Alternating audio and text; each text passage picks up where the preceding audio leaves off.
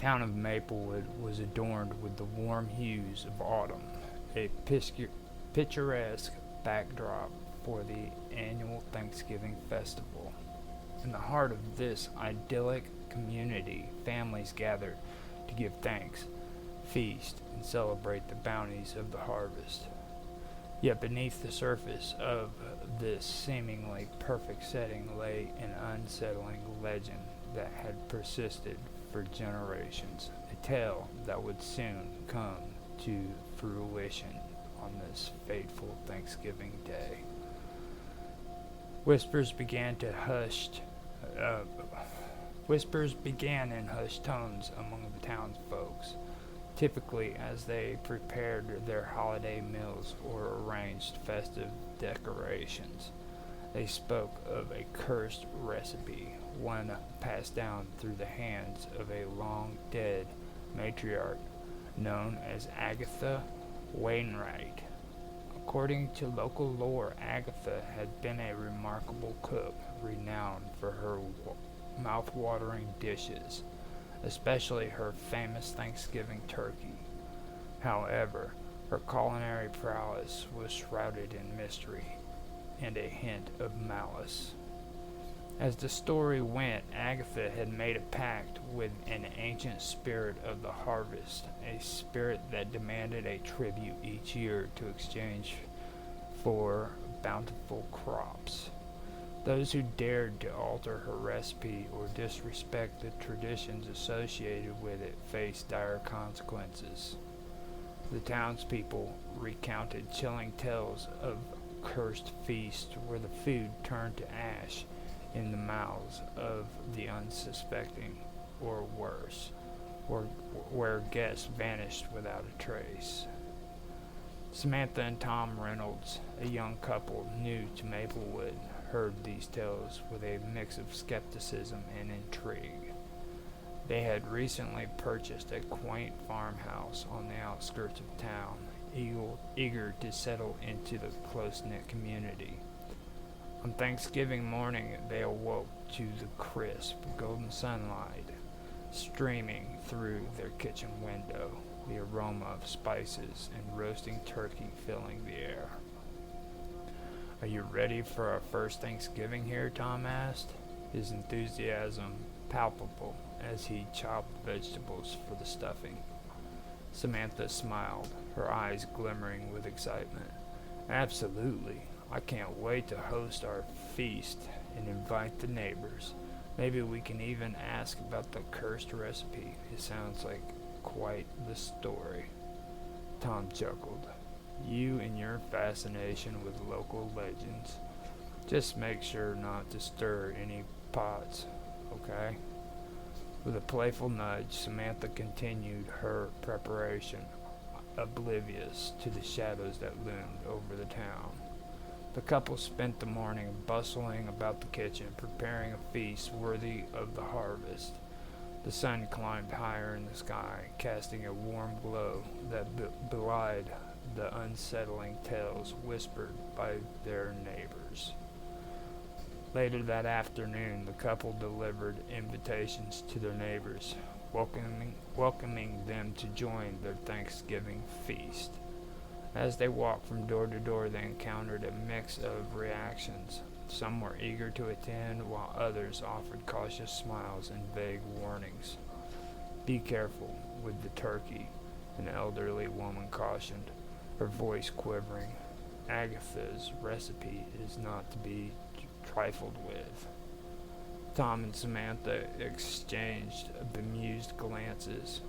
"We'll keep that in mind," Samantha assured her, laughing lightly. "Thank you." As they returned home, Samantha's curiosity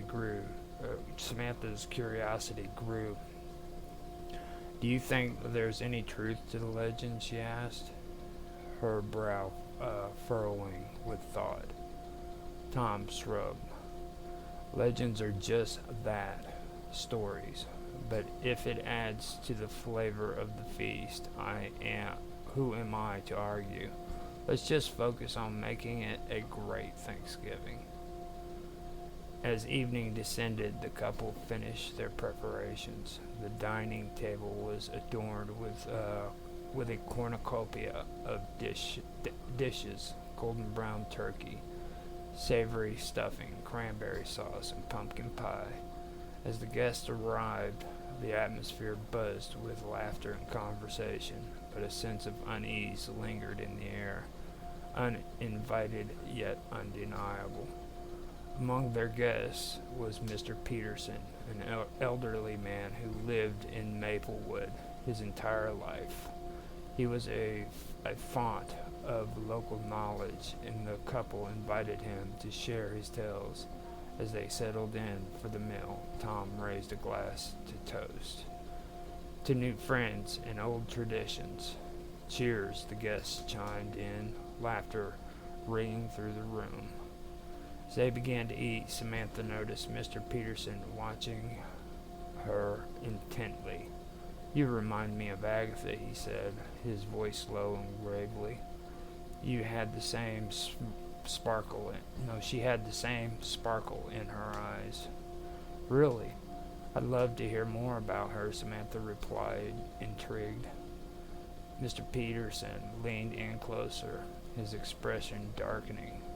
"She was a remarkable cook, yes, but there was a darkness in her kitchen. She loved her recipes, but there was a price to pay for that love." The laughter around the table faded as the guests listened intently. "What do you mean?" Tom asked, his curiosity piqued. "Those who tried to alter her recipes," Mr. Peterson hesitated, as if weighing his words. "They vanished without a trace. Some say she cursed them. The last time I saw her, she was muttering to herself, stirring a pot of something vile." Samantha's eyes widened, but Tom scoffed, shaking his eyes. "Come on, Mr. Peterson, surely you don't believe those old wives' tales." The elderly man fixed him with a piercing gaze. "You would do well to respect the traditions of this town, young man. There are things that lie beyond our understanding, things that demand reverence." Ignoring Mr. Peterson's foreboding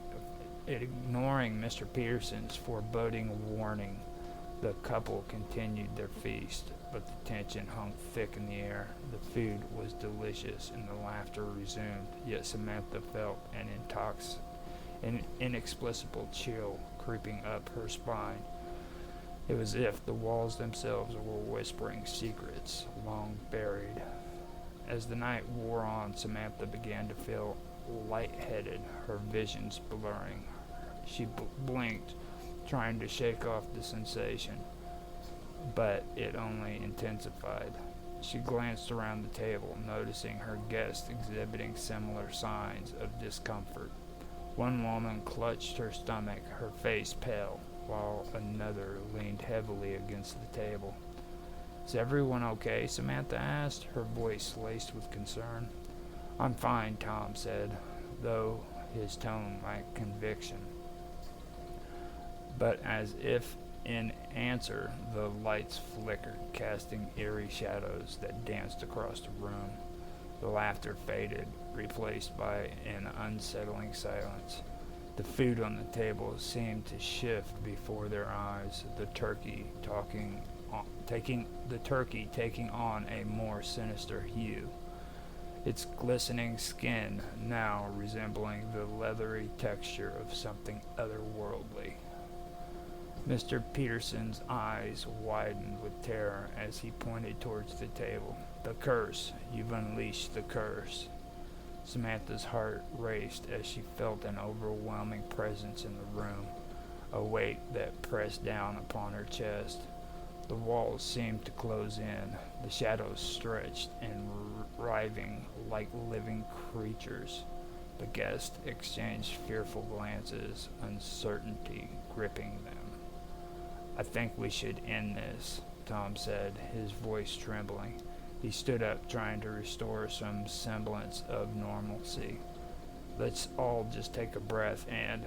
before he could finish, the ground shook beneath them, sending the dishes clattering to the floor. The turkey twisted grotesquely, its skin stretched and contorting, morphing into a figure that resembled Agatha Wainwright herself. "Fool," she hissed, her voice echoing in the chaos. "You dared to disrupt my feast." Panic erupted among the guests as they scrambled for the door, but it slammed shut, locking them inside the haunted dining room.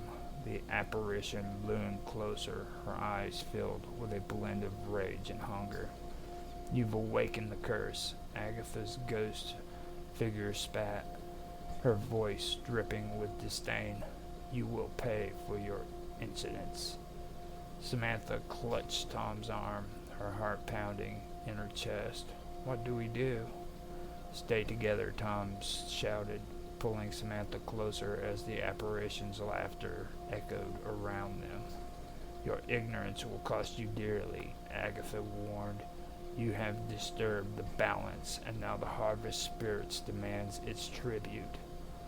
Suddenly the room darkened further, and the shadows began to swirl, forming ghostly figures of past guests who had succumbed to the curse. They reached for the living, their faces twisted in agony, lost in a never-ending cycle of despair. As the spectral figures advanced, Samantha felt an overwhelming sense of urgency. She remembered the tales Mr. Peterson had shared about the pact Agatha had made, the necessity of paying homage to the harvest spirits. "Agatha," she cried, her voice rising above the chaos, "we honor your tradition. We mean no disrespect." The ghostly figure paused. Her expression shifted as she regarded Samantha. "You seek to appease me." "Yes," Samantha pleaded, her heart racing. "Let us make amends. We will honor your recipes, keep your traditions alive. Just spare us." Agatha's figure flickered, torn between fury and contemplation. "You think you can undo the curse with mere words?" "I believe we can," Tom interjected, stepping forward with newfound resolve. "We will respect your legacy. We will keep the harvest spirit in our hearts. We will share your recipe with the town and honor your name." The room fell silent as Agatha's ghost considered his words. The spectral figures halted, their hollow eyes fixated on the couple. "Very well," Agatha finally replied, her voice softening. "You may yet preserve the essence of my legacy, but know this: the darkness can never be fully eradicated. Your promise must be kept, or you shall join the ranks of the cursed." With those words, the darkness began to recede, the ghostly figures dissolving into the shadows. The dining room transformed back into its warm, inviting state.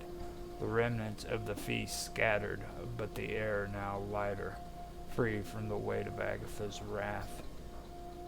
As the last vestige of the curse lifted, Samantha and Tom found themselves alone at the table, the other guests having vanished as if they had never been there. Shaken yet relieved, the couple shared a silent understanding. They had survived the night, and more important, they had forged a bond with the legacy of Agatha Wainwright. "We did it," Samantha whispered, her heart still racing. "We appeased her." Tom nodded, a mixture of awe and relief washing over him. "But we have a responsibility now. We need to keep her memory alive and honor her recipes. It's our duty." In the days that followed, Samantha and Tom dedicated themselves to preserving the traditions of Maplewood. They organized community dinners, shared Agatha's recipes, and invited neighbors to partake in the feast. Each gathering served as a tribute, a reminder of the fragile balance between honor and despair. As Thanksgiving approached the following year, the town buzzed with anticipation. The couple had become the stewards of Agatha's legacy, assuring that the stories and traditions lived on.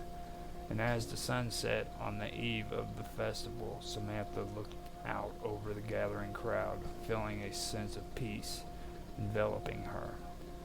"Do you think she's watching over us?" Tom asked, standing beside her, his voice a very low murmur. "I hope so," Samantha replied, a soft smile gracing her lips. "We'll keep her spirit alive." As the first guest arrived, the aroma of the feast wafted through the air, a celebration of life, love, and the echoes of the past. They embraced the essence of gratitude, forever intertwined with the legacy of the Thanksgiving feast of the cursed. And somewhere in the shadows of Maplewood, a spirit watched with a satisfied smile.